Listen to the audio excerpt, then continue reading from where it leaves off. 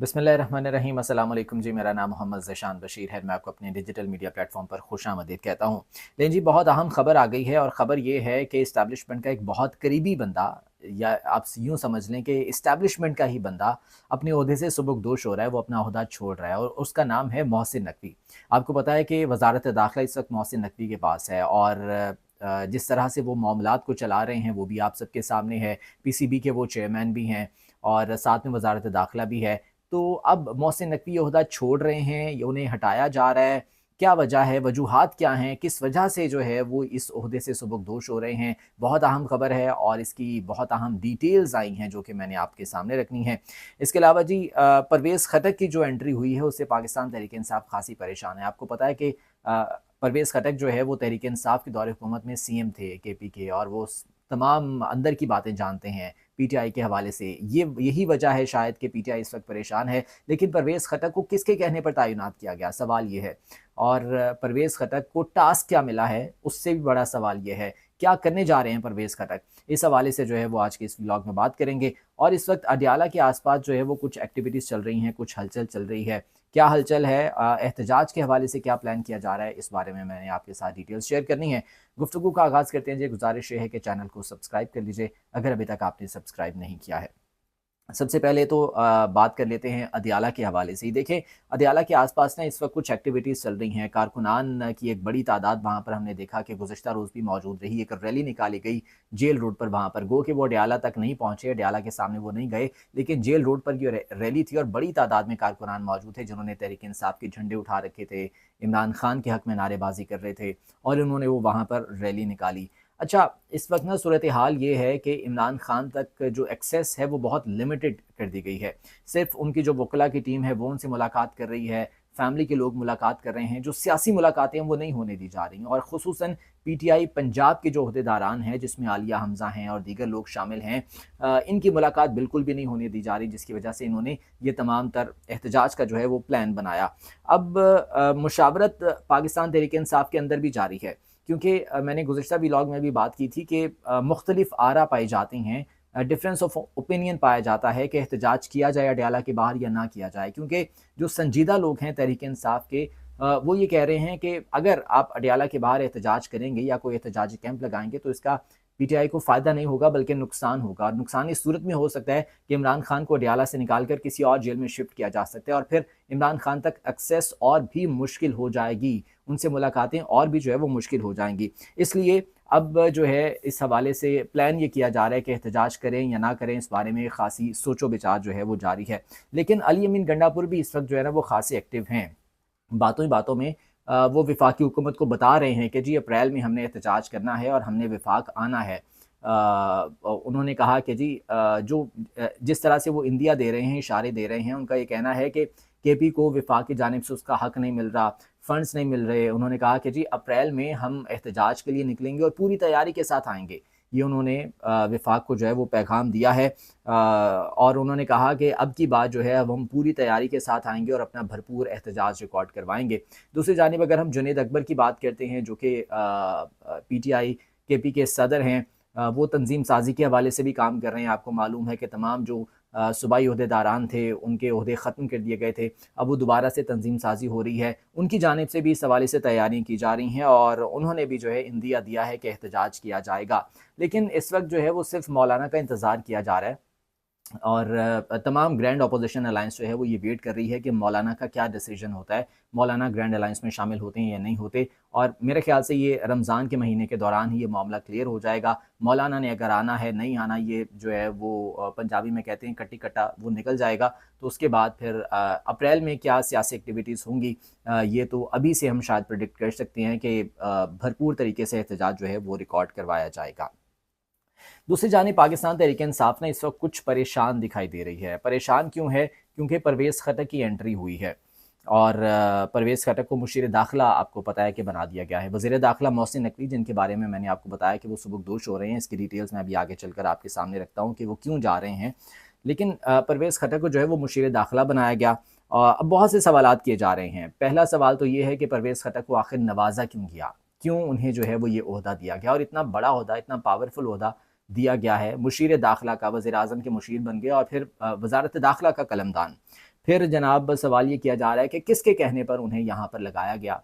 फिर सवाल ये किया जा रहा है कि उन्हें टास्क क्या दिया गया है, वो क्या करने आ रहे हैं वहाँ पर केपी में, क्यों जो है वो उन्हें जो है वो मुशीर दाखिला बनाकर वहाँ पर भेजा गया है। तो इसका जो है ना वो पीटीआई को लग यूँ रहा है कि शायद उनके खिलाफ मजीद अब कुछ प्लान किया जा रहा है वफाकी हुकूमत की जानिब से, इसलिए कुछ डर और खौफ है। राना सनाउल्लाह का मैं बयान इस हवाले से एक देख रहा था, उन्होंने जो है वो एक बयान दिया और उनका ये कहना था कि जी केपी बार बार वफाक पर चढ़ाई करने का ऐलान करता है और इस सिलसिले में परवेज़ खटक मौसर साबित हो सकते हैं। यानी कि उन्होंने भी बातों बातों में ये बता दिया कि ये जो एहतजाज की प्लानिंग कर रहे हैं ना, जो वफाक के ख़िलाफ़ जो एहतजाज का की कॉल दी जा रही है, इसके ख़िलाफ़ परवेज़ खटक मौसर साबित हो सकते हैं, उन्हें इस्तेमाल किया जा सकता है।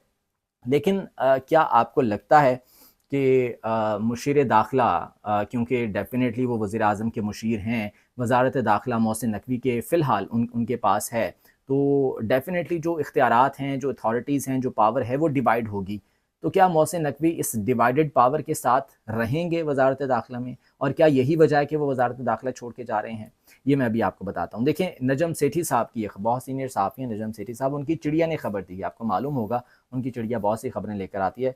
तो मोहसिन नकवी साहब के हवाले से जनाब नजम सेठी साहब की चिड़िया ने खबर दी है कि परवेज़ खटक नून लीग की खुशी से नहीं आए।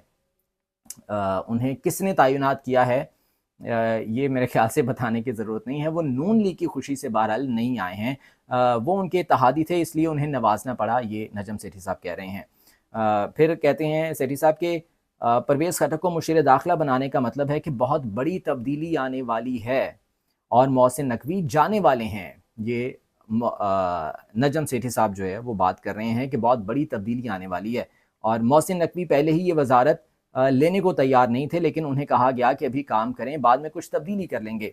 मोहसिन नकवी साहब बकौल नजम सेठी साहब की ये वज़ारत लेने को तैयार नहीं थे। आपको मालूम है कि जब निगरान वज़ीर आला बनाया गया था मोहसिन नकवी साहब को और उस पर पीटीआई के खिलाफ जो क्रैकडाउन किया गया, उसके खिलाफ जो कार्रवाइयाँ की गई, किस तरह से लोगों को गिरफ्तार किया गया, किस तरह से जो है वो ज़मान पार्क में हमने देखा कि कार्रवाई की गई, बल्कि बाय द वे वो भी बात मैं कर लूँ कि 2 साल मुकम्मल हो गए हैं। 8 मार्च 9 मार्च को ये कार्रवाइयाँ हुई थीं और अब ये 2025 है, 2 साल मुकम्मल हो गए हैं उस क्रैकडाउन को। मोहसिन नकवी साहब उस वक़्त निगरान वज़ीर आला थे और उनकी इमा पर, उनके अहकामात पर ये तमाम तर कार्रवाई हुई थी और शायद यही वजह है कि वज़ारत दाखिला मोहसिन नकवी को उस वक़्त दी गई थी। और यहाँ पर मुझे राना सनाउल्लाह साहब के वो अल्फ़ाज़ याद आ जाते हैं जो कि मोतियों में परोने के मुतरादिफ़ हैं कि जी हम तो शुक्रगुज़ार हैं मोहसिन नकवी के कि वो वज़ीर-ए-आज़म नहीं बन गए। यानी कि इतने पावरफुल हैं मोहसिन नकवी कि राना सनाउल्लाह ये बयान दे रहे हैं। तो अब जनाब नजम सेठी साहब की चिड़िया कह रही है कि वज़ारत दाखिला जो है वो छोड़ रहे हैं। तलाल चौधरी को वज़ीर मुमलिकत बराए दाखिला बनाया गया और परवेज़ खटक को मुशीर दाखिला बनाया गया। इसकी भी कोई बड़ी वजह है, नजम सेठी साहब की खबर है। बहुत जल्द मोहसिन नकवी वज़ारत दाखिला छोड़ देंगे, तलाल चौधरी वज़ीर-ए-आज़म को ऑन बोर्ड रखेंगे। ये बहुत अहम बात है जो कि कर रहे हैं सेठी साहब के, तलाल चौधरी वज़ीर-ए-आज़म को ऑन बोर्ड रखेंगे। इसका मतलब है कि पहले वज़ीर-ए-आज़म वज़ारत दाखिला के हवाले से ऑन बोर्ड नहीं थे, उनसे बाला ही बाला काम हो रहे थे। क्योंकि मैंने आपको कहा था ना कि मोहसिन नकवी डायरेक्टली इस्टेब्लिशमेंट के नुमाइंदे हैं और डेफ़िनेटली वो उन्हें ही रिपोर्ट करते होंगे।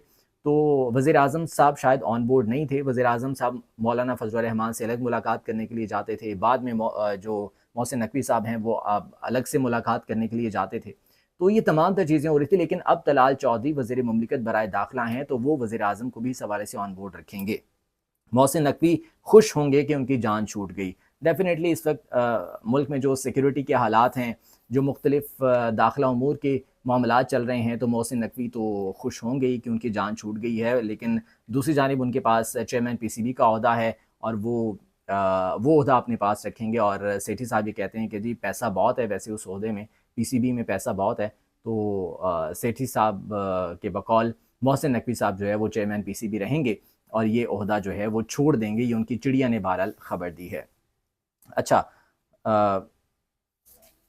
उसके बाद जनाब कुछ बात कर लेते हैं सेनेट इजलास के हवाले से, जो कि उसका सेशन हुआ और एक बहुत अहम मामला था जो प्रोटेक्शन ऑर्डर्स जारी किए गए थे। पाकिस्तान तहरीक इंसाफ के सेनेटर ओन अब्बास पब्बी और सेनेटर एजाज चौधरी के, यूसुफ रज़ा गिलानी साहब जो कि चेयरमैन सेनेट हैं, उन्होंने ये प्रोटेक्शन ऑर्डर्स जारी किए थे और उन्होंने बरहमी का इजहार भी किया था एक रोज़ पहले मीडिया से गुफ्तगू में कि जी प्रोटेक्शन ऑर्डर्स जारी किए गए तो उस पर अमल दरामद होना चाहिए।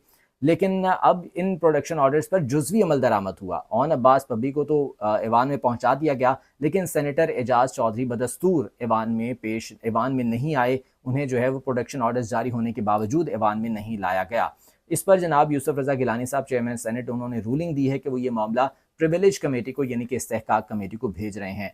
अब सवाल आप यकीनन ये करेंगे कि इस्तेहकाक कमेटी क्या होती है। देखें, अरकान असम्बली में से अगर किसी रुकन असम्बली का इस्तेहकाक मजरू होता है तो उनके लिए एक स्पेशल कमेटी बनाई गई है जहाँ पर ये मामला जाता है और जो ऑर्डर्स दिए जाते हैं चेयरमैन सेनेट की जानिब से या कौमी असम्बली स्पीकर्स की जानिब से, अगर उस पर अमल दरामद नहीं होता तो फिर जो ये कमेटी है ये मजाज अथॉरिटी को, मुतालिका अथॉरिटी को, मुतालिका अफसरान को ये बुला के पूछ सकती है, उनसे जवाब तलबी कर सकती है। तो ये मामला यूसुफ रज़ा गिलानी साहब ये कह रहे हैं कि वो भेज रहे हैं अब प्रिविलेज कमेटी को, इस्तेहकाक कमेटी को, तो ये मामला वहाँ पर जाएगा। तो अब देखते हैं कि इस्तेहकाक कमेटी इस सिलसिले में कुछ कर पाती है या नहीं कर पाती है, क्योंकि चेयरमैन सेनेट के प्रोडक्शन ऑर्डर्स को तो कुछ नहीं समझा गया और नहीं पेश किया जा रहा मुसलसल। इससे पहले जो सेशन हुआ था उसमें भी प्रोडक्शन ऑर्डर एजाज चौधरी के जारी हुए थे, लेकिन पेश नहीं किया गया और अब एक बार फिर से उन्हें पेश नहीं किया गया है। तो देखते हैं कि प्रिविलेज कमेटी इस सिलसिले में अब क्या इकदाम उठाती है।